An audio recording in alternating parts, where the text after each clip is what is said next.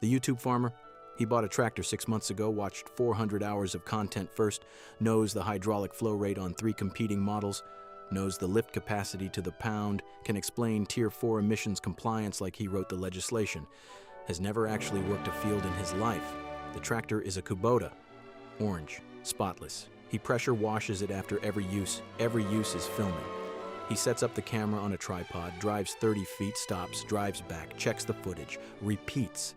The thumbnail is him standing in front of it with his arms crossed, serious face, farmer hat that still has the sticker on the brim. He bought a drone for cinematic shots. The drone footage is 37% of every video now. Slow orbit around the tractor. Country music with no lyrics. Sun flare through the trees. The comments are full of people asking what model the drone is. Nobody asks about the tractor anymore. This bothers him deeply. He calls everything an investment. The loader attachment, the box blade, the grapple he bought and has used twice. His wife asked what the grapple was for. He said, moving debris. There is no debris. There are 6 acres of flat grass and a riding mower that works fine, but the grapple was on sale and a man needs options. He also bought pallet forks because you never know. He has never needed to move a pallet. There has never been a pallet on the property, but if one appears unexpectedly, he'll be ready. That's the kind of preparedness that separates a man from the average homeowner. He talks about soil compaction like it personally wronged him. Doesn't own a soil probe, has never pulled a sample, but he watched a video from a university extension channel and now he's an expert. At the neighborhood cookout, he cornered a retired corn farmer and explained no-till practices for 40 minutes. The retired corn farmer had been no-tilling since 1987. He nodded politely, didn't say a word. Some battles aren't worth it. He has started saying things like, seat time. He'll tell people he needs more seat time this weekend. Sounds important, sounds agricultural. In reality, he's driving in circles, dragging a chain harrow over grass that already looked fine. The channel has 340 subscribers. He checks every morning. He's convinced one video is about to pop off. It's been 6 months. The most viewed one is where he accidentally drove into a ditch and had to call his neighbor to pull him out. 12,000 views. He doesn't talk about that one, but he studies that video constantly. Watches the retention graph like game film.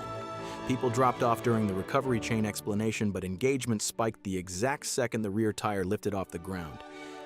He's trying to learn from this. Not the tractor lesson, the content lesson. His business plan involves sponsorships. He has a 3-year projection, very detailed, very optimistic, includes assumptions about viral growth that assume exponential curves. The math checks out if you don't think about it too hard. He ordered branded merchandise, Kubota orange t-shirts with his channel logo. The logo is just his channel name in Arial. He ordered 500. They arrived in boxes. He has opened one box, the rest are in the garage. His wife asked him to move them. They're still there.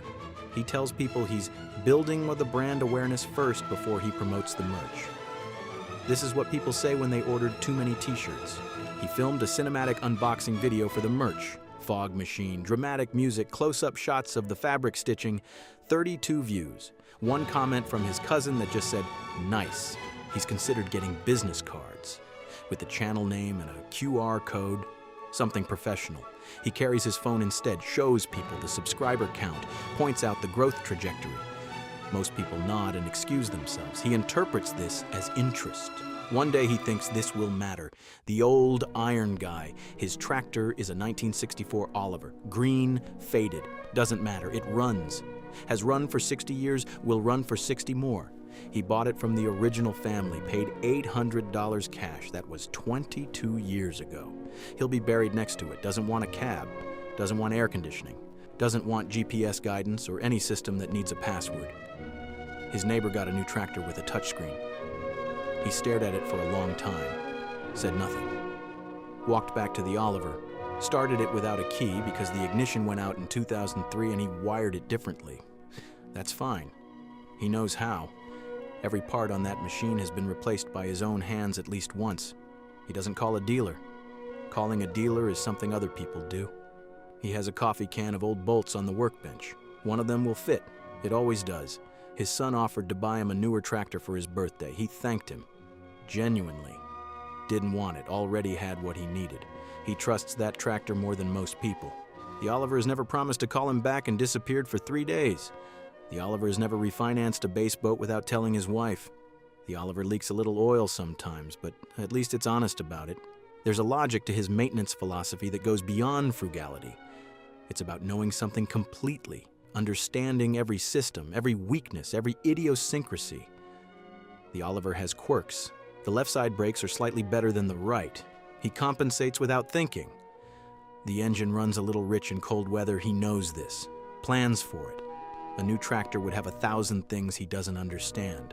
Manuals written by engineers in another state. Computers that talk to other computers. What's the point? The Oliver doesn't surprise him anymore. That's worth something. People ask about resale value. This question confuses him. It's not for sale. It will never be for sale. His son will inherit it. His son isn't particularly interested in it. That's okay. Maybe his son's son will see it differently, or maybe it just stays there, becomes part of the property, gets covered by a tarp eventually. Still runs underneath. Could fire up tomorrow if someone wanted to. That's enough. The Instagram farmer. He has a John Deere, the big green one, the one you've seen on the account. Follows 16 other tractor accounts, posts every single day, hashtags everything. His bio says, 5th generation farmer. The family farm was sold in 1987. He rents 40 acres from a guy named Gerald. Gerald has never been mentioned. The tractor has a custom wrap. Matte black sections on the hood, logo sticker from a seed company that gave him one free bag. He called it a partnership. It wasn't. The cab has LED strips inside, blue. Running while he drives, he took a video of the sunset through the windshield with the blue lights on and the seat silhouette, and it got 4,000 likes. He screenshotted it, and it's his phone wallpaper now. He doesn't know what he planted in the south field. Something, Gerald told him. He forgot, but the planting video did well, so it doesn't matter. He talks about the land like he raised it from a pup. He has been here 14 months. He does not own the land. He does not own the equipment loan outright. He owns the content. He refers to other creators as people in the ag space. Says things like, "We're building a community." He once spent 45 minutes repositioning a muddy boot beside a tractor tire because the composition wasn't authentic enough yet. The engagement metrics are what he actually tends. The algorithm is the crop. He knows the optimal posting times within a 15-minute window, knows which hashtags are oversaturated, tests captions on friends before posting to see which ones land, has spreadsheets, actual spreadsheets. The planting video was A/B tested with 3 different voiceovers, 2 different color grades for thumbnail variations. The winning combination got 4,000 likes. The losing variations got between 200 and 900. This matters to him more than whether the field is actually producing anything. He's planning a collaboration, another farm account. Maybe film each other's tractors, call it a feature. It'll get engagement from both audiences. He's already drafted the caption 3 times, still not quite right. The collab hasn't happened yet. He's already counting the projected views. The lease guy, brand new. Every 3 years, brand new. Can't tell you why. That's just how he does it. The payment is what it is. Write it off. He waves his hand when you ask follow-up questions. Write it off. He's had 4 tractors in 9 years.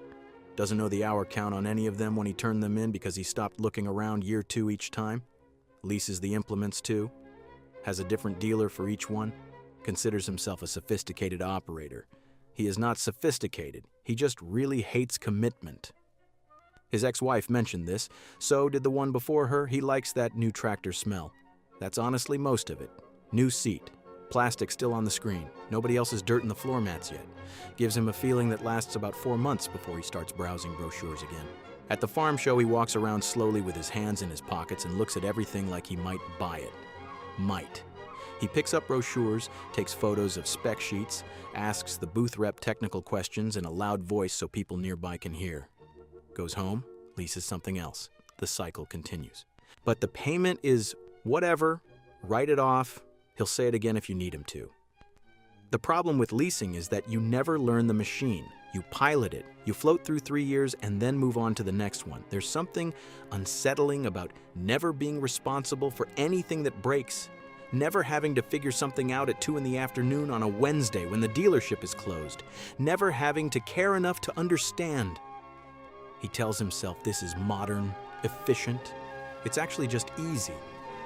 And after a while, easy becomes unbearable. The hobby farmer. 23 acres outside of town, works in insurance, Monday through Friday full-time.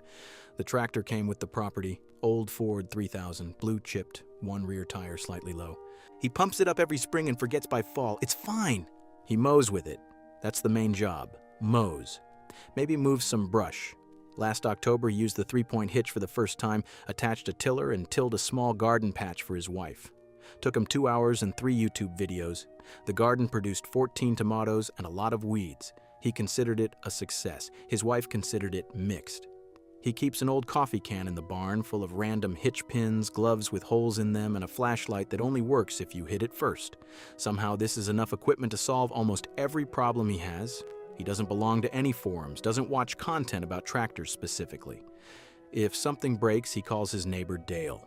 Dale is 71 and knows what the problem is before you finish describing it. Dale came over in April because the Ford wouldn't start, looked at it, tapped something with a wrench. It started. Wouldn't say what he tapped, just smiled. Said call if it happens again. He's happy with the tractor. Doesn't want a bigger one, doesn't want a newer one. It does what he needs. On Saturdays when the insurance emails are quiet, he goes out to the barn, not to work, just to look at it. Something about having a tractor on the property makes the whole thing feel real, like it counts.